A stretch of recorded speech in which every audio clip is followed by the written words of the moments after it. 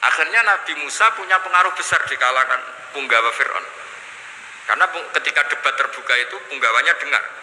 Akhirnya mereka iman sama Nabi Musa. Ini disebut wa qala rajulun mu'minun min ali fir'aun yaktumu imana. Banyak yang diam-diam ini iman karena logika Fir'aun jadi Tuhan itu enggak masuk akal. Yang benar adalah Tuhannya Nabi Musa. Nah, orang-orang ini itu ya dibilang enggak loyal ya pokoknya dia iman. Dan dia juga ikut rapat, besok Musa tangkap. Karena mereka sudah iman sama Musa, terus sebelum eksekusi itu datang, ini datang ke Musa. Tadi malam saya ikut rapat, keputusannya Anda ditangkap mau dibunuh, tidak lari saja dulu. Jadi kan nggak bisa disebut pengkhianatan, kan ini orang baik. Jadi malamnya ikut rapat, besok Musa tangkap bunuh. Iya, Nabi Musa paginya sebelum itu. Musa, saya nanti malam ikut rapat dan keputusannya Anda ditangkap dibunuh. Kamu lari saja sekarang. Nah, kenapa iman? Karena logika yang dibangun Nabi Musa. Makanya ciri utama kebenaran itu bal naqdhifu bil haqqi 'alal batil fayadmaghuhu fa idza huwa zahid. Kebenaran sejati itu boleh diuji di mana saja. Dan Anda tidak usah khawatir kebenaran sejati itu kalah.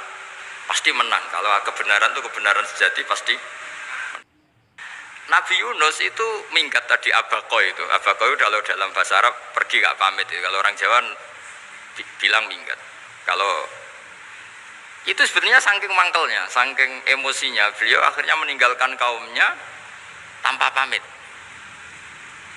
Tapi kaumnya itu menjadi tahu bahwa ini serius Yunus. Buktinya dia agak berani di kampung. Berarti mau ada azab betul itu. Dan efek positif dari teori itu, teori kultur tadi. Kalau ada azab pasti dia pertama yang lari. Kayak dukun itu. Kenapa kita tidak percaya dukun nomor itu? Itu kan paling yang minta nomor dulu ada SDSB itu.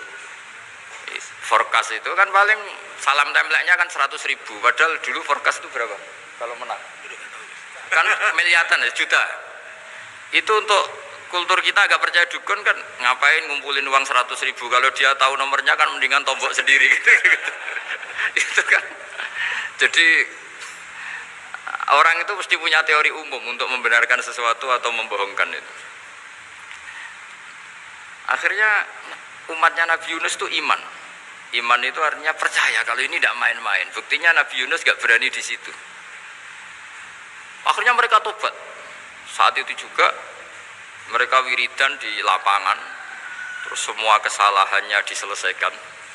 Sampai ada rumah yang sudah dibangun permanen karena di tanah tetangga, dirobohkan saat itu juga.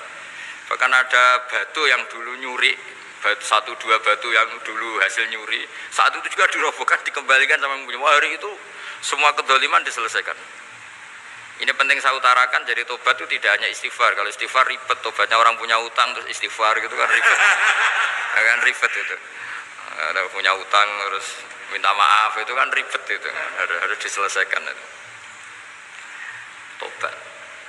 Tobat diterima sama Allah. Batas akhir finish dari harusnya ada adab misalnya Senin, Selasa, Rebu, harusnya Rebu itu sudah kena adab. Ternyata Rebu itu tidak kena adab. Nabi Yunus sebetulnya juga penasaran kampungnya itu kena adab tidak. Dilihat dari jauh ternyata tidak. Tambah kecewa dia. Gitu. Wah ini saya kalau pulang pasti dibunuh karena saya ada pembohong. Di masyarakat situ ada aturan siapa yang bohong dibunuh. Padahal Nabi Yunus ngumumkan nanti Rebu ada azab. Kira-kira gitu lah. Ternyata Rebu itu tidak ada azab, makanya dia sudah di batas kampung kembali minggat lagi karena nanti pulang pasti dibunuh karena dia ada bohong. Ya akhirnya masyhur itu, terus dia ikut nelayan sekenanya, yang penting lari dari kampung. Ikut nelayan sekenanya.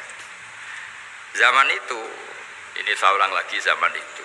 Nanti ini efeknya nanti ke tauhid. Zaman itu para nelayan tuh kayak sepakat. Kalau ada kapal atau perahu kok mau tenggelam, itu pasti ada yang minggat. Artinya minggat itu pergi tidak terhormat itu. Terus fasahama fakana minal mudkhadin.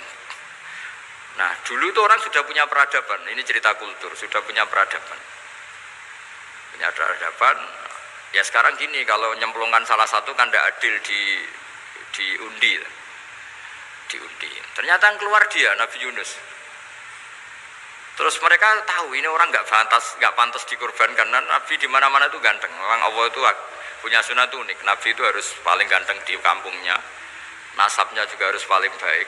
Kabar-kabarnya juga istrinya harus paling cantik. Itu memang aturannya gitu. Nggak tahu saya. Dulu saya juga janggal. Kenapa Nabi aturannya harus gitu? Tak angen-angen di pemimpin elek isin itu. Maksudnya misalnya pemimpin dia pesak keriting itu kan piye gitu rasanya itu. Jadi Nabi itu pasti itu paling ganteng di kampungnya, terus dari nasab ya terbaik, terus rata-rata istrinya itu ya selain solihah itu ya paling cantik. Karena ya dibully kan, sopar tidak jadi Nabi, bujone elek kan ya ribet kalau misalnya ada yang bully gitu kan juga ribet. Singkat cerita terus dia akhirnya ditenggelamkan, dibuang karena beliau seorang nabi. Faltaqamahul khut, beliau ditelan ya. Iltiqam itu tidak digigit, ditelan.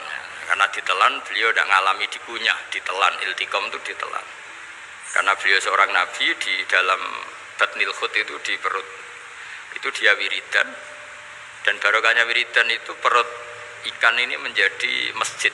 Dia nyaman di situ, nyaman karena terus ngalami karomah lah. Andekan wali itu ngalamin karomah.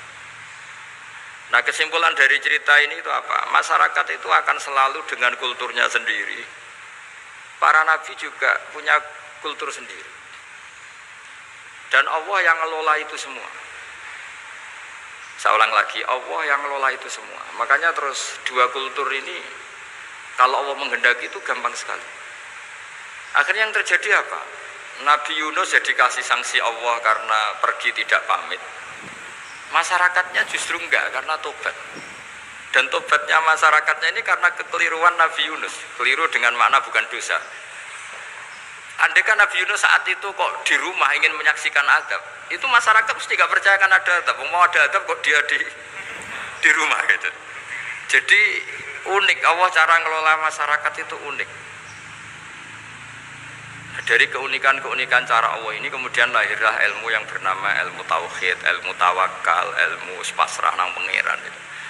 Karena kemarin pas Pak Yusuf sama Bu Sulis sowan saya itu tak beri cerita, agama itu milik Allah. Sehingga teori yang dikatakan manusia itu ya teori saja, tetap semua itu di tangan Allah. Ya saya saat itu cerita, misalnya saya ditanya, ini besi, materi besi dengan kaca itu kuat mana? Mesti kita menjawab kuat besi. Tapi saya yang mengendalikan besi dan kaca. Ternyata saya punya merencanakan menghancurkan besi, menetapkan kaca ini tak simpan, akhirnya puluhan tahun. Yang ini saya rencanakan saya hancurkan itu.